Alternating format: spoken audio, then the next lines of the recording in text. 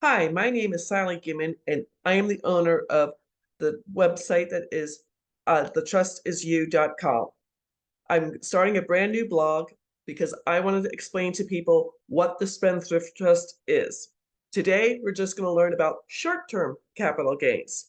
Now, under the law for IRS, I'm going to read this from the slide. They say that almost everything you own and use for personal purpose, pleasure, or investment is a capital asset. Talk about such a wide range. Now, I am a real estate investor. This is a true story. Back in July of 2020, I took down a deal of the week in my real estate group. It was a reverse mortgage bank-owned property in Rocky Mount, North Carolina. I'm living in Phoenix, Arizona. This is in Rocky Mount, North Carolina. The deal was $20,000 to get the contract. My name would not be put onto the contract until the property went to auction. One caveat: this is the middle of COVID. We didn't know when the courts would open again, so I had to wait to do this. Now I knew I'm buying it for $20,000. It's going to go to auction at $50,000. Yay, Sally! I'm going to make $30,000 on one transaction. Talk about a nice win-win for Sally. Well, in my real estate group, there is an instructor named Garrett Gunderson. He wrote a book called What the Rockefellers Do. I had read the book before I joined my real estate group. He's one of the reasons I joined my real estate group. He's also written another book called Sacred Cows. You should read what he writes. In the book, What the Rockefellers Do, he talks about the Rockefellers having a very specialized trust they call the office. With this book, with the office, they get to save all kinds of taxes and everything else. I went down the rabbit hole. If the Rockefellers can do it, why can't I do this? So this is July 2020. My house did not go to auction until August 28th of 2021, COVID restrictions. So I had time to research this. I did find a private law firm that does offer the trust. There's two trusts. I'm going to give you the full title. It is called the Irrevocable Complex Discretionary Non-Grantor Trust. One's a business trust for 1099 income, and then the second trust is for investors. The big thing that I was interested in is it saves capital gains short-term at 23.8%, long-term either at 15% or 20%. It saves interest income, dividend income, rental income, and royalties.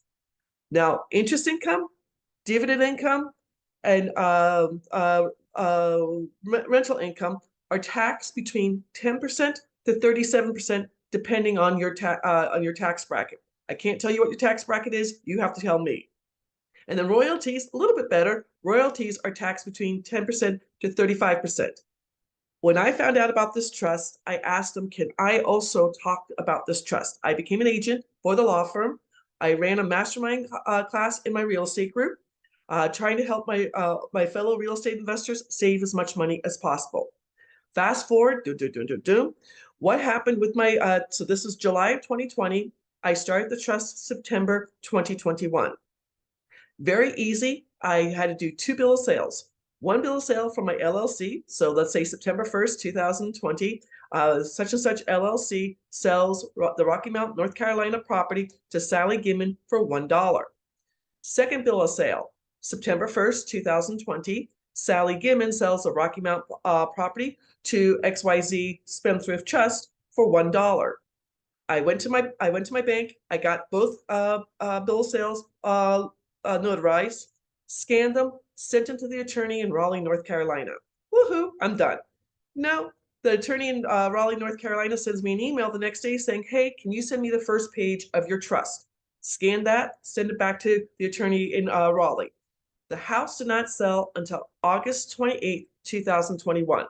I had transferred it from my LLC into the trust legally. They changed the paperwork. The law firm was completely happy with this. So the house goes to auction August 28th, 2021. I bought it for $20,000. It's supposed to sell at $50,000. Oh, no. It went up. Yay, Sally. It went up to over $64,000. I saved a lot of money. I saved over $10,550 because I had the trust on that one transaction. I'm saving money on all other real estate transactions. I wholesale, so I only work with short-term capital gains. That's 23.8% for a year or less.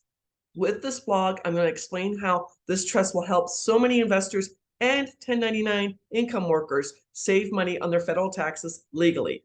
This trust is legal, it's patented, it's in the tax code. If you want to research this, it is an IRS tax code 643B like boy, 643B like boy. If I can help you save money legally on your taxes, my website is The Trust Is You. My podcast, if you want to hear about it, it's called Stop Paying Capital Gains Now. And, I just want to help as many people as possible. If I can save money, you can save money. Take care. Thank you for watching. My name is Sally Gimmon. Have a beautiful day.